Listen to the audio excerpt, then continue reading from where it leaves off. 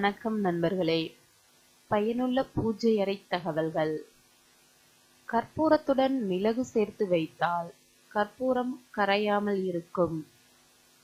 தேவதைகளை ஆகர்ஷணம் செய்யும் சக்தி மயிலிறகுக்கு உண்டு என்கின்றன ஞான நூல்கள். ஆதலால் பூஜை அறையில் மயிலிறகை வைத்து வழிபடுவது சிறந்தது. மழை நாட்களில் தீப்பெட்டி தீக்குச்சிகள் நமத்துப் போகும்.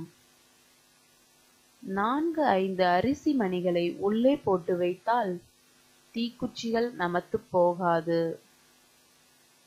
காலையிலும் மாலையிலும் கோதுளி லக்னம் எனப்படும் 5 முதல் 6 மணி வரையிலான நேரத்தில் பூஜை அறையில் விளக்கேற்றுவது மிகவும் நல்லது.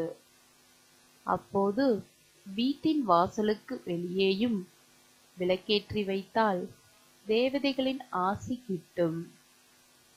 விளக்கெண்ணையும் நெய்யும் கலந்து தீபம் ஏற்றி குலதெய்வத்தை வழிபடுவதால் வீட்டில் சர்வ சுபிட்சங்களும் பெருகும். இது போன்ற வீடியோக்களை காண இந்த சேனலை சப்ஸ்கிரைப் செய்யவும். நன்றி.